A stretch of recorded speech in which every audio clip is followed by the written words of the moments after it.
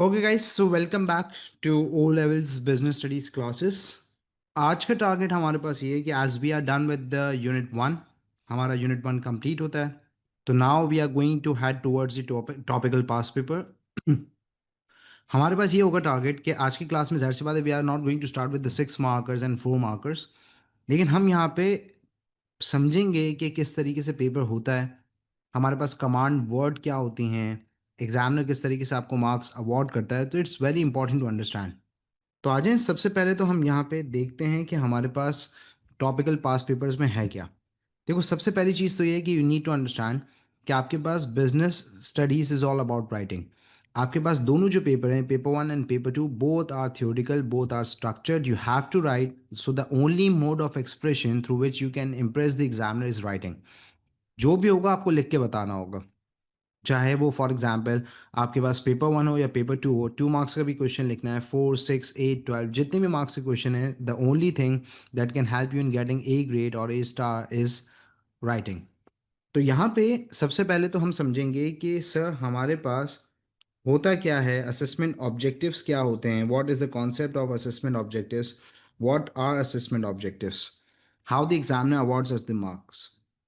तो आज स्टार्ट करते हैं। हमारे पास सबसे पहली चीज़ ये that we need to understand is कि सर लर्निंग आउटकम्स क्या होते हैं हमारे पास। What are known as the learning outcomes. Learning outcomes का मतलब क्या है? देखो, learning, I think, I believe कि learning is the whole process. Learning एक हमारे पास कंप्लीट प्रोसेस है जिसके अंदर आप पास पेपर्स की प्रैक्टिस कर रहे हैं, लेक्चर्स अटेंड कर रहे हैं, नोट्स रिव्यू कर रहे हैं, बुक रीडिंग कर रहे हैं। These are the multiple things that makes up the whole learning process. Outcome का मतलब क्या है आपके पास? आउटकम का मतलब होता है रिजल्ट ऑफ एनीथिंग। मतलब फॉर एग्जांपल, हम जो प्रोडक्ट कंज्यूम करते हैं, product is the process of the production process and product is the outcome of the production process. तो आप जो सीआई के अंदर अपेयर होंगे, उसका जो रिजल्ट आएगा that would be in August. हमारे पास simple example of the result. Learning outcome का मतलब है कि बचपन में ही नानी दादी कहानी सुनाती थी और उसमें लिखा होता था एंड में कि इस कहानी से ये सबक मिलता है या इस मौजू से हमें ये सबक मिलता है कि what's are learning, what is an objective of learning, और क्या रिजल्ट है हमारे पास। तो आपके पास जो सिलेबस है for I G C S C O levels business and G C O levels business studies के लिए 71150450, जो भी नंबर ऑफ चैप्टर्स हम पढ़ते हैं उससे आपने क्या सीखा, that is known as the learning outcome. अब ये जो लर्निंग आउटकम का हमारे पास कॉन्सेप्ट है, उसके अंदर फर्दर हमारे पास that we need to understand is कि the examiner is going to hold an exam. मैं यहाँ पे पढ़ा रहा हूँ, रेगुलर हमारी क्लासेस हो रही है, we are doing the lectures in depth, आपको नॉलेज प्रोवाइड की जा रही है। We have covered all the chapters of the unit one और this is how we are going to cover the whole syllabus along with the past papers, tests, assessments and all. So this is the whole learning process.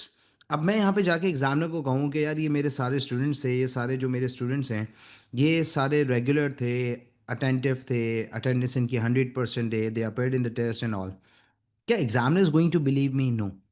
The examiner is going to say that the day of examination is the day on the basis I'm going to make a result, कि उस दिन बच्चा क्या perform करता है। उस दिन जो बच्चा परफॉर्म करेगा, on the basis of that performance the examiner is going to make a result and the examiner is going to award you the grade. तो हमारे पास यहाँ पे जो सी आई है उसके अंदर the only mode of expression through which you are going to impress the examiner is writing. The only mode of expression through which you are going to impress the examiner is writing. आप जो लिखेंगे on the basis of your writing, on the basis of the answers, the examiner is going to award you. क्योंकि ना कोई learning, ना कोई हमारा learning base या कोई हमारे पास फॉर एग्जांपल प्रोजेक्ट बेस या रिसर्च बेस कोई लर्निंग नहीं है, थियोरटिकल लर्निंग है। 2 मार्क का क्वेश्चन भी आपको अटैम्प्ट करना है, 4 मार्क का क्वेश्चन भी अटैम्प्ट करना है, this is how 6 and 12 mark का क्वेश्चन जो भी होंगे आपके पास वो आपको अटैम्प्ट करना है। So the only mode of expression is writing. अब सर राइटिंग कैसे इंप्रूव होगी? There are multiple ways through which you can improve the writing. Writing improve करने के मल्टीपल वेज है। जैसे फॉर एग्जाम्पल, सबसे पहली चीज़ तो आपकी लैंग्वेज बहुत अच्छी होनी चाहिए। You must be good in English. Good in English का मतलब क्या है कि आपको ये नहीं है कि आपकी इंग्लिश बहुत अच्छी होनी चाहिए, you are using the English language words और लिटरेचर के आप वर्ड यूज़ करें। नो, लैंग्वेज होने का अच्छा होने का मतलब क्या है कि you know how the sentences are formed, you know what are the comparison phrases. ऐसी इंग्लिश लिखें कि आप मतलब समझा सकें, कॉम्प्रिहेंसिव हो, अंडरस्टैंडेबल हो, number one. Number two, you must have vocabulary, vocabulary regarding the business terms. आपके पास की टर्म्स होनी चाहिए, यू मस्ट नो कि ये सारी टर्मिनोलॉजीज हैं that you have to use while writing an answer, ये भी आपके पास है। And the third thing, that is the most important thing is, जो कि सबसे ज़्यादा इंपॉर्टेंट है, it is known as assessment objectives. अब सर ये जो हमारे पास असेसमेंट ऑब्जेक्टिव्स हैं, ये क्या हैं हमारे पास? Let's break it down, the assessment objectives. कि what are assessment objectives and what do you mean by the term assessment objectives?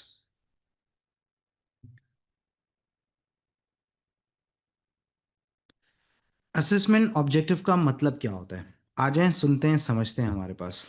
देखो, assessment is the CI exam, objective are known as the aims. The examiner is conducting an exam of the CIE, Cambridge के जो exam हमारे पास हो रहे हैं उसके objective ये है, उसका एम ये है। The examiner wants to see these particular things in your paper. Examiner चाहता है कि ये सारी चीज़ें आपके पेपर में लिखी हुई हों और जो जो उसका क्राइटेरिया है उसको आप मीट कर रहे हो। अगर एग्जामिनर जो डिमांड कर रहा है उसके और आपके लिखने के बीच में डिफरेंस है, so this is where you are going to lose the marks and this is where your grade is going to fall.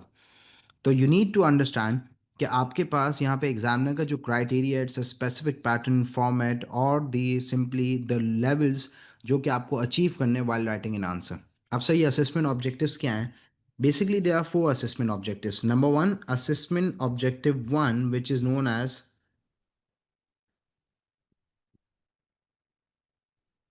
Understanding and knowledge. अब सर ये अंडरस्टैंडिंग एंड नॉलेज का मतलब क्या है हमारे पास? What do you mean with the word understanding and knowledge? देखो, understanding का मतलब है कि आप यहाँ पे जो भी पर्टिकुलर टर्म है उसके बारे में आपके पास क्या अंडरस्टैंडिंग है। कि फॉर एग्जांपल वहाँ पे लिखा हुआ है define the term stake holders. तो अगर आप पढ़ते हैं स्टेक होल्डर्स और आपको समझ में नहीं आता कि स्टेक होल्डर्स क्या हैं, तो इसका मतलब क्या है कि लैक ऑफ अंडरस्टैंडिंग है, because you fail to understand the terminology that is mention. तो अंडरस्टैंडिंग का मतलब है कि how much understanding you have regarding the particular topics, terms of the business. और नॉलेज का मतलब आपके पास ये है कि फिर फर्दर आप उसको जब डिफाइन करेंगे या उसके रिलेटेड जो कॉन्सेप्ट है उसको आप यहाँ पे एलैबोरेट करेंगे, एक्सप्लेन करेंगे, डिफाइन करेंगे, आइडेंटिफाई करेंगे, this is where you are going to show your knowledge to the examiner. अब लिखा हुआ है define the term stake holder. तो फॉर एग्जांपल आप जब स्टेक होल्डर को पढ़ते हैं कि टर्म लिखी हुई है, तो आपको समझ में आता है कि स्टेक होल्डर्स ये होते हैं। तो this is where your understanding shows that you know and you are familiar with this term, that is understanding. और नॉलेज का मतलब ये है कि जब आप उसको डिफाइन करते हैं कि stake holder are the group of individuals who are connected to the business, they get affected by the business activity decisions directly, indirectly, positively, negatively. ये आपकी क्या है? नॉलेज है। कि यू नो कि these are, this is known as the stake holder. This particular terminology का मतलब ये है, क्योंकि आपने डिफाइन कर दिया तो आपने अपनी नॉलेज शो कर दी that you know about this. That is known as assessment objective number one. इसके बाद है असेसमेंट ऑब्जेक्टिव नंबर टू। अब sir assessment objective number two क्या है? Assessment objective number two is known as application. अब यहाँ पे जो एप्लीकेशन है उसके रिलेटेड हमारे पास कॉन्सेप्ट क्या है? एप्लीकेशन के रिलेटेड बच्चों का एक मिसकंसेप्शन है। मिसकंसेप्शन रिगार्डिंग द एप्लीकेशन पता है क्या है? बच्चे कहते हैं आके कि सर मैंने through out the answer case का बिजनेस का जो नाम था XYZ ABC वो मेंशन किया है। या वो जो बंदा जो बिजनेस को रन कर रहा था उसका मैंने नाम John XYZ what ever the name is उसको मैंने मेंशन किया है, तो मुझे एप्लीकेशन के मार्क्स फिर भी नहीं मिले। This is not a way of achieving और this is not how you are going to do the application. Application का ये मतलब नहीं है कि आप केस का नाम लिख रहे हैं। खाली केस के नाम लिखने से आपके एप्लीकेशन के मार्क्स नहीं होंगे। एप्लीकेशन का मतलब होता है कि आप यहाँ पे लिंक डेवलप कर रहे हैं, यू आर एक्चुअली रिलेटिंग, कि जो भी वहाँ पे अंडरस्टैंडिंग एंड नॉलेज है, जो भी पॉइंट्स आप वहाँ पे डेवलप करेंगे वो वहाँ पे गिवन बिजनेस सिचुएशन के साथ इनकॉर्पोरेट और लिंक करने चाहिए। अब जैसे फॉर एग्जाम्पल, आ जाए एग्जाम्पल ले लेते हैं कि लेट्स सपोज एक्स वाई जी एक बिजनेस है, और ये जो एक्स वाई जी बिजनेस है, ये इन्वॉल्व है in the manufacturing of luxurious hand made sports watches के अंदर। A business that is involved in the manufacturing of luxurious handmade sports watches. Let me break it down कि क्या पूरी situation है। Product luxurious है, product handmade है, और product sport watches है। This is what the situation of the business is. अब अगर प्रोडक्ट लग्जरियस है तो इसका मतलब ये है that the product is expensive. Yes. Handmade है तो इसका मतलब क्या है कि यहां पे product may be customized, product premium होगा, आउटपुट कम होगा, क्योंकि when the labour is involve तो output as compare to the machinery क्या होता है, कम होता है। और अगर स्पोर्ट्स वॉचेस है तो उसका मतलब ये है कि product belongs to the niche market. अब सर नीश मार्केट क्या होती है? The smaller segment of the population और द टोटल मार्केट। अब जैसे फॉर एग्जांपल रोल्स रॉयस है, तो Rolls Royce is niche, Toyota Corolla is mass. इसी तरीके से फॉर एग्जांपल आप जो पेन यूज करते हैं, डॉलर पिकासो का जो पेन यूज कर रहे हैं, that is mass market. Mont Blanc का जो पेन है, that is niche market, the small segment. Luxurious product होते हैं, एक्सपेंसिव प्रोडक्ट होते हैं। तो जो स्पोर्ट्स वॉचेस है वो कॉमन तो नहीं होती हमारे पास, बहुत कम लोग होते हैं जो कि स्पोर्ट्स वॉचेस बाय करते हैं। नॉर्मल कैजुअल वॉचेस की तरह तो लोग नहीं बाय करते। तो जो those people who are into sports, marathon runners हैं, ट्रेनर्स हैं, एथलीट्स हैं, they are going to buy the sports watches. So एक लिमिटेड टारगेट पॉपुलेशन है और द ऑडियंस है that is going to buy this product. This is the situation. अब ये पूरी सिचुएशन है, जो भी पॉइंट्स आप लिखेंगे, advantages, disadvantages, whatever the requirement of the question is, you are going to consider the situation. This is what the business is, this is what the situation of the business is.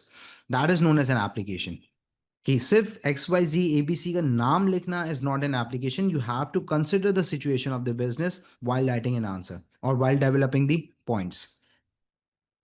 Then we have assessment objective number 3.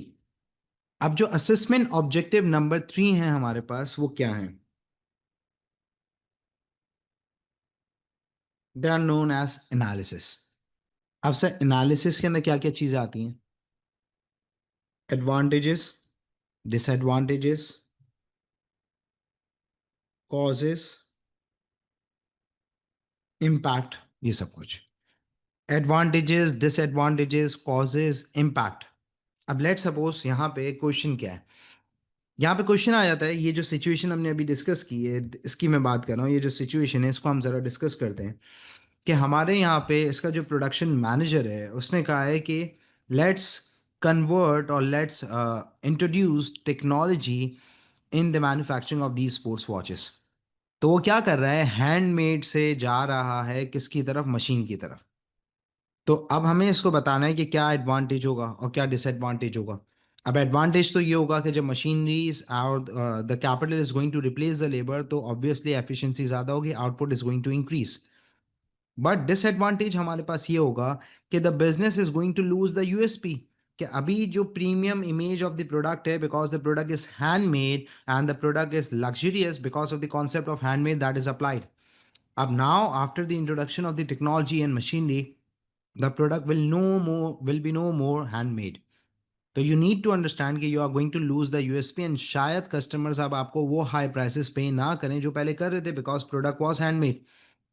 तो that is known as advantages, disadvantages, that is known as analysis that you are going to make. इसके बाद आपके पास है evaluation.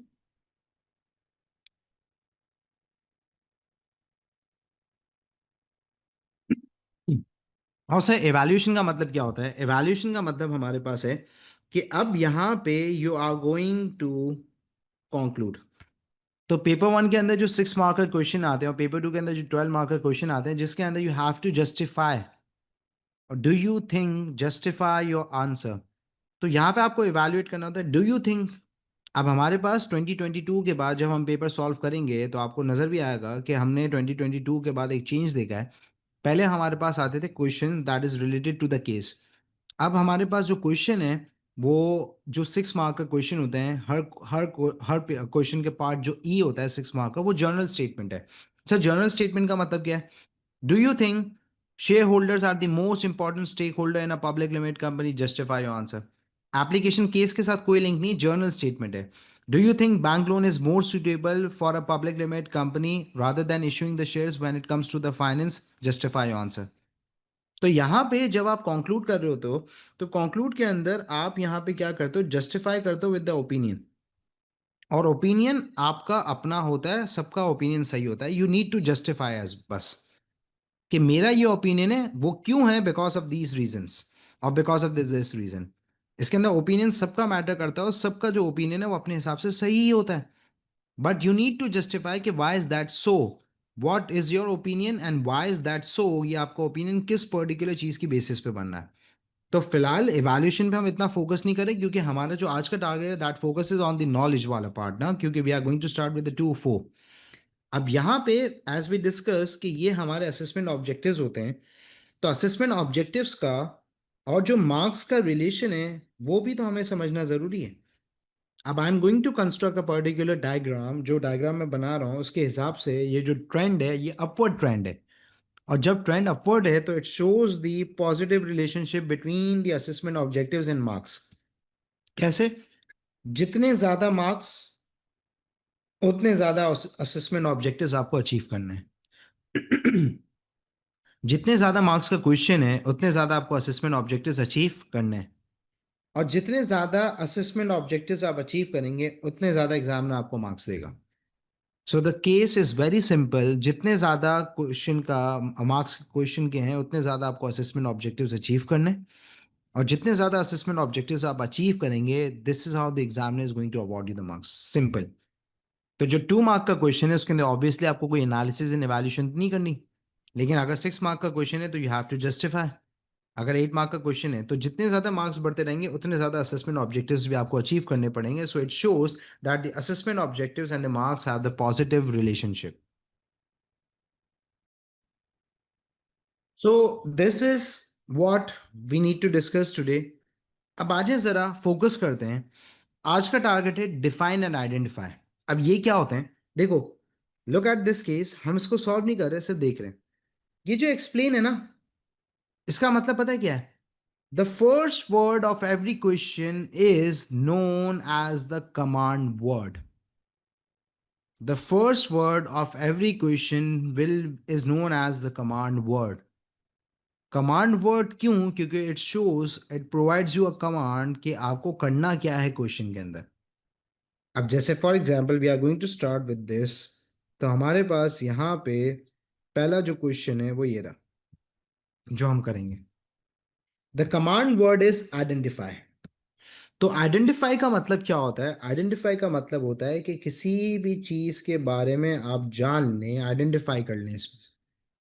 तो identify का मतलब होता है you just have to state और you just have to name it. तो यहाँ पे क्या कह रहा है? Identify 4 characteristics of a successful entrepreneur. तो अगर आपने टॉपिक पढ़ा हुआ है, आपके पास नॉलेज होगी कि एंटरप्रेन्योर होता कौन है और क्या क्या क्वालिटीज हैं that makes an entrepreneur successful entrepreneur, तो you are going to list down कि ये क्वालिटीज होती हैं। तो बेसिकली यहाँ पे एग्जामिनर आपकी किस चीज़ को असेस कर रहा है? नॉलेज को। के स्टैंड्स फॉर द नॉलेज। तो आज जरा पढ़ते हैं केस को पहले। ये क्या है? हमारे पास पेपर 1 का हमारे पास सैंपल है, क्वेश्चन है। पेपर 1 के अंदर the examiner is going to provide you data response. तो यही हमारे पास इंफॉर्मेशन है डाटा रिस्पॉन्स के अंदर। इतनी ही इंफॉर्मेशन होती है और इसी के ऊपर क्वेश्चन पेपर बेस्ड होता है इन paper 1। Desmond wants to be a successful entrepreneur. He has decided to leave his office job to start up a gardening business, cutting grass and planting flowers. मतलब इसको entrepreneur बनना था and he was doing the job. तो job के साथ तो वो entrepreneur नहीं बन सकता था, तो इसने क्या करा? सिंपली इसने यहाँ पे जॉब क्विट करी and he started as a gardening business entrepreneur setup.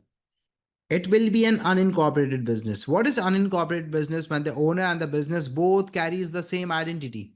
Soul trader partnership के अंदर। तो इसका मतलब क्या है कि इसका बिजनेस सोल ट्रेडर है। यस, सोल ट्रेडर है क्योंकि यहाँ पे अनइनकॉर्पोरेटेड भी है and he has started, he is alone and he has combined the factors of production. He took a risk of leaving the job and he started this business. Desmond is aware that a new business is at greater risk of failure than an established business. We know it's very obvious कि जो नया startup होता है उसके chances of failure ज़्यादा होते हैं as compare to the stable business. He has identified his objectives for first year. Desmond has calculated he will need $750 for his startup capital. Startup capital का मतलब होता है कि initial amount of investment that is required to start the business or to set up the business. अब क्या characteristics हो सकती हैं चार.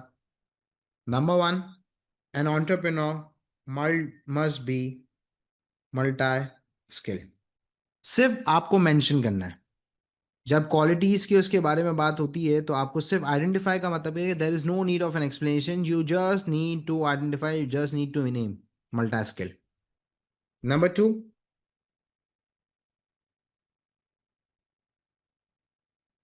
Innovative. Number three, risk taking ability. And the last one, ability to bounce back. So these are the qualities of a successful entrepreneur. तो अगर आपकी knowledge होगी तो आप ये लिख सकते हैं, otherwise you can not write it down. So you just need to state, you just need to name and mention the characteristics and the qualities of a successful entrepreneur. आगे बढ़ते हैं हमारे पास. अब कोई क्वेश्चन? हाँ. अब एक सिचुएशन यहाँ पे और डिस्कस करनी है, दैट इज ऑफ डिफाइन. अब ये देखो, डिफाइन की जो सिचुएशन है उसको समझना जरूरी है कि डिफाइन की सिचुएशन में है क्या. डिफाइन की जो सिचुएशन है उसका मतलब ये है कि again the examiner is focusing on the knowledge of the candidates and the students. कि नॉलेज क्या है, क्या उसे पता है कि स्पेशलाइजेशन या what ever the terminology is mention, उसको उसके बारे में पता है, क्या वो उस चीज़ को डिफाइन कर सकता है. For example, if a student is looking at the term specialization and he doesn't know okay, what is specialization, to lack of understanding है, and if he fails to understand how is going to define it, obviously तो knowledge के marks क्या हो जाएंगे उसके? Zero. अब इसके अंदर हमारे पास मल्टीपल सिनेरियोज हैं. How to get full marks, that is 2 out of 2. क्या करूं मैं ऐसा कि 2 out of 2 मुझे मिल जाए? तो डिफाइन के रिलेटेड हमारे पास तीन डिफरेंट सिनेरियोज हैं, सुनिएगा गौर से.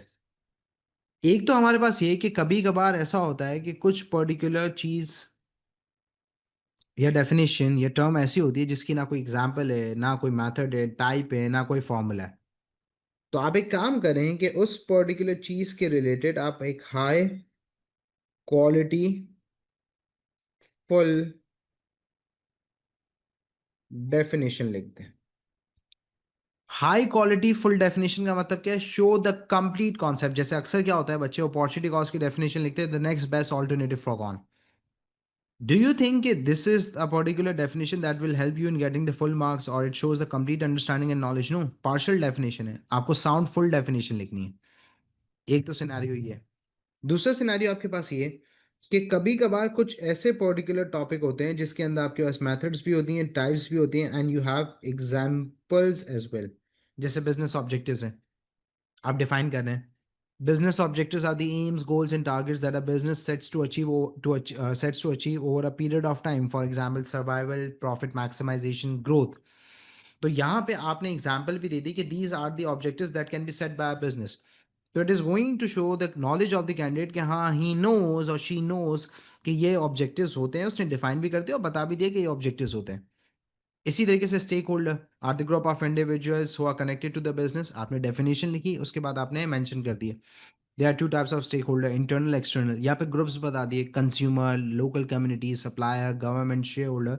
These are known as the stake holders. तो एक तो ये होता है.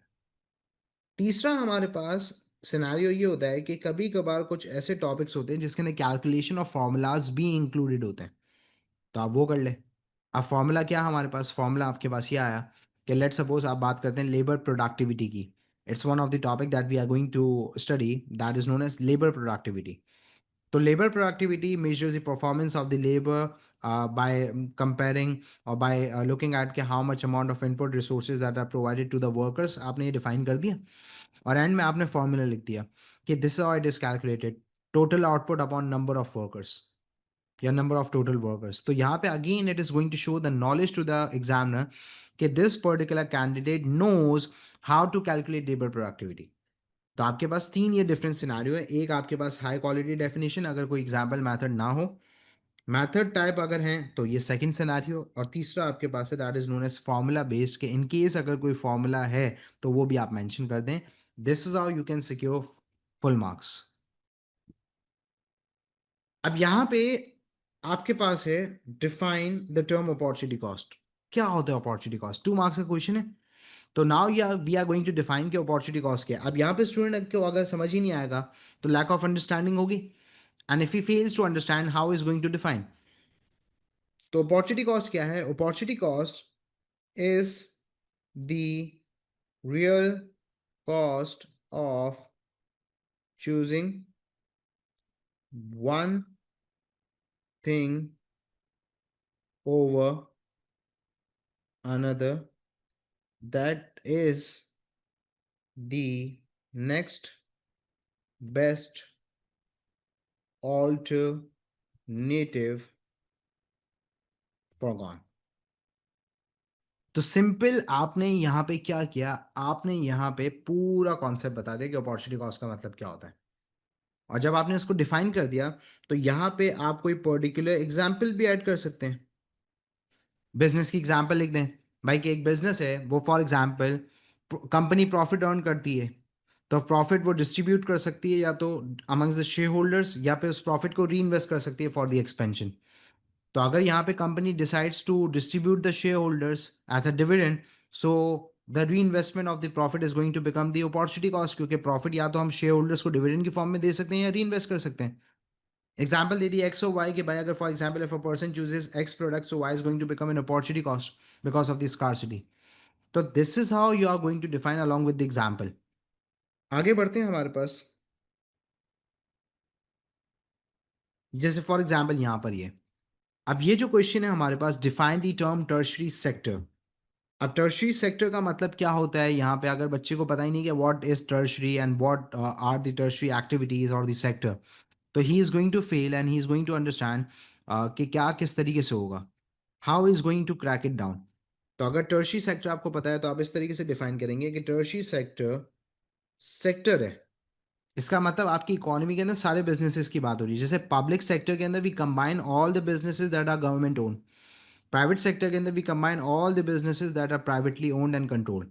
तो टर्शी सेक्टर का भी मतलब यहाँ पे ये कि सेक्टर का मतलब है कि इकोनॉमी के अंदर वो सारे businesses is comprised of all those businesses that are involved in provision of services either to the individuals or to the firms। अब यहाँ पे मैंने अपनी पूरी अंडरस्टैंडिंग एंड नॉलेज शो कर दी कि भाई टर्शी सेक्टर का मतलब है इकोनॉमी में वो सारे बिजनेसेस जो कि सर्विसेज प्रोवाइड कर रहे हैं टू द इंडिविजुअल्स और टू द फर्म्स। तो अब मैं यहाँ पे फर्दर क्या कर सकता हूँ? फॉर एग्जाम्पल, अब टर्शी सेक्टर के अंदर तो हमारे पास मल्टीपल एग्जाम्पल्स हैं ऑफ द सर्विसेज। तो आपने यहाँ पे लिख दिया for example banking, for example transport. तो एटलीस्ट आप 2 एग्जाम्पल्स लिख देंगे तो it will show that the candidate knows कि what type of the service है और सर्विस का मतलब क्या है। तो यहाँ पे आपकी पूरी अंडरस्टैंडिंग एंड नॉलेज क्या हो जाती है? कंप्लीट हो जाती है। अब मूविंग है, define the public sector. You know public sector क्या होता है? Is comprised of all those businesses that are owned and controlled by the government or accountable to the government। सही है, तो ये आपने पब्लिक सेक्टर कर दिया। अब पब्लिक सेक्टर के अंदर यूजुअली क्या, हेल्थ केयर गवर्नमेंट के अंदर आता है, इलेक्ट्रिसिटी गैस वाटर गवर्नमेंट के अंदर आता है, आपने मेंशन कर दिया।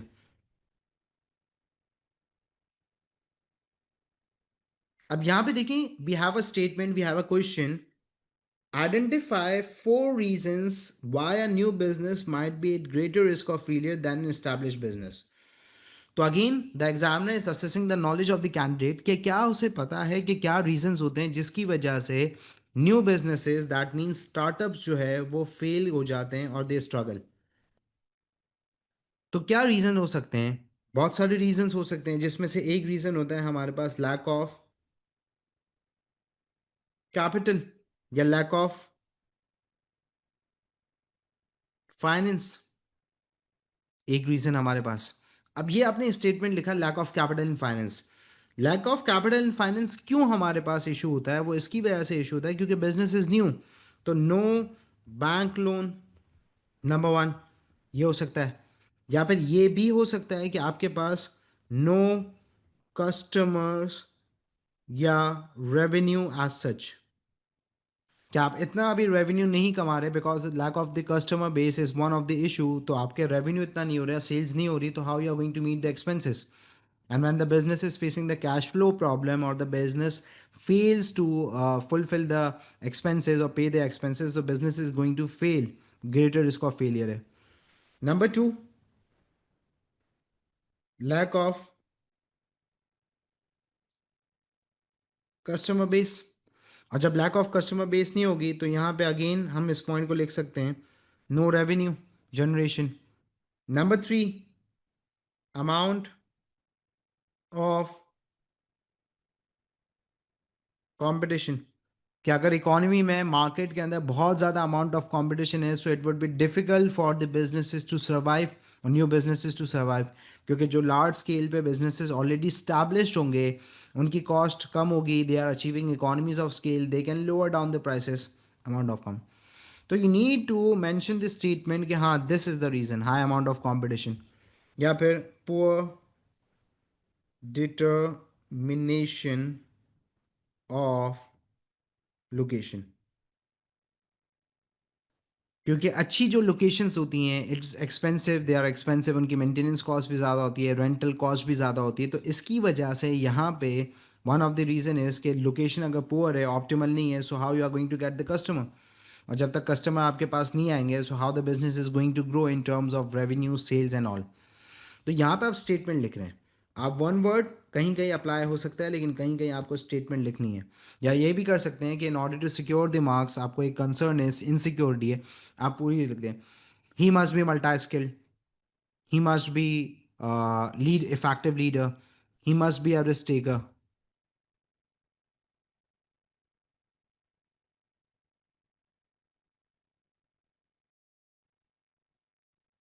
Now I want you guys to identify two reasons why a business might remain small.